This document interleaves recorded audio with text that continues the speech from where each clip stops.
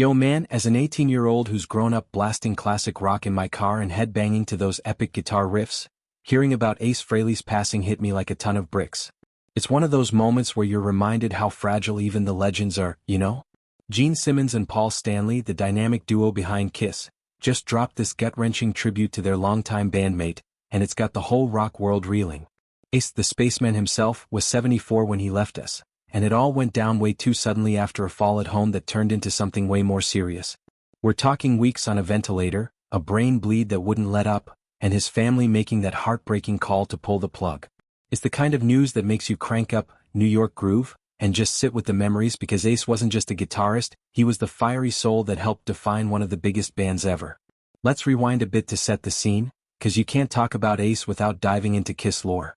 Formed back in the early 70s in New York City, Kiss burst onto the scene with their wild makeup, platform boots, and over-the-top shows that were like rock concerts meets Broadway spectacle.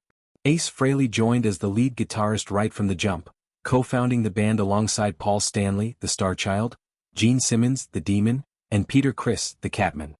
They were these larger-than-life characters, each with their own persona, and Ace's spaceman vibe, complete with that silver jumpsuit and guitar that smoked on stage, was pure magic. His solos were blistering, full of that raw energy that made you feel like you were floating in space. Songs like Rock and Roll All Night and Detroit Rock City wouldn't have the same punch without his contributions. But Kiss wasn't just music, it was a whole empire. Merch, comics, even a movie. Ace was there for the golden era, helping sell millions of albums and pack stadiums worldwide. Fast forward to the tragedy. Ace passed on October 16th in Morristown, New Jersey, his hometown area. It started with what seemed like a minor slip at home back in September. His team posted on Instagram on the 25th, downplaying it like, "Hey, it's no big deal, he's fine, just canceling some shows on doctor's orders." But behind the scenes it was brutal.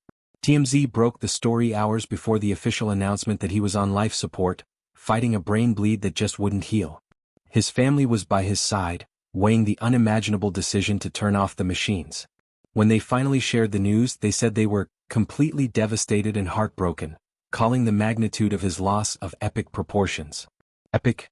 That word fits Ace perfectly. The guy's life was a rock and roll epic, full of highs, lows, and everything in between.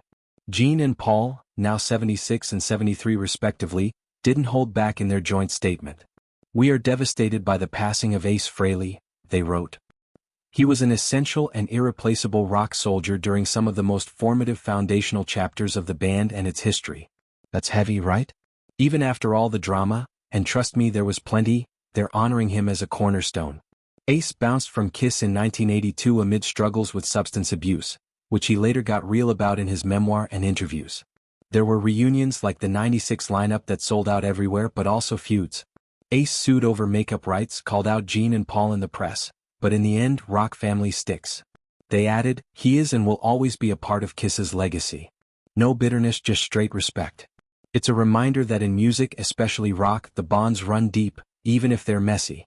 Paul took it personal on X, formerly Twitter, dropping a memory from 1974 that had me smiling through the tears. He's in his room at the Hyatt on Sunset in L. Hears this deep and fiery guitar blasting from next door and thinks, "Boy, I wish that guy was in the band." Then it clicks, it's Ace.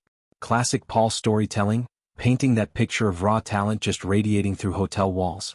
It's those little anecdotes that humanize the icons, showing how Kiss started as four dudes chasing dreams in dingy clubs before becoming gods of arena rock.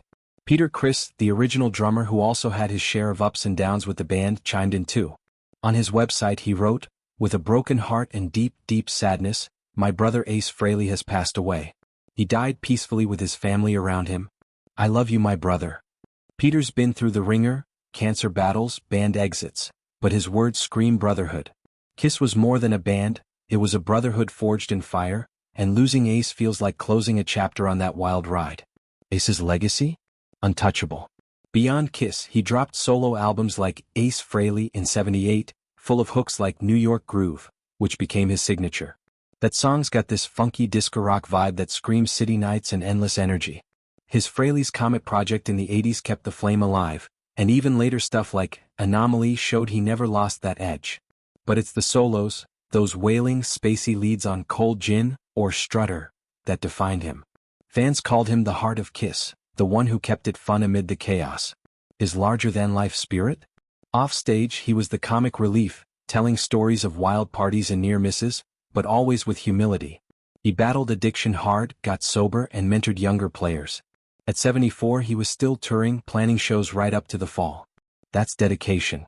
As a Gen Z kid, Kiss might seem like ancient history to some my age, but tracks like I Was Made for Lovin' You still slap on playlists. I've seen the doc Kiss Rocks Vegas, and it's insane. The pyrotechnics, the crowd energy. Ace's passing makes me want to dust off my air guitar and appreciate the pioneers. Tributes are pouring in from everywhere. Fans leaving flowers at Kiss exhibits, rockers like Tommy Thayer, current guitarist, sharing stories, even younger bands citing him as influence. Gene and Paul's words set the tone, devastated but grateful. What comes next? Probably a memorial show, maybe unreleased tracks surfacing. Kiss ended their touring era last year with that massive finale, but Ace's death underscores nothing's truly over. His family's asked for privacy, which is cool, let them grieve. For me it's a wake-up. Legends fade but the music doesn't. Crank up, shout it out loud, and raise a glass to the spaceman. He'll always be blasting those solos from the stars. Rock on, Ace, you were irreplaceable.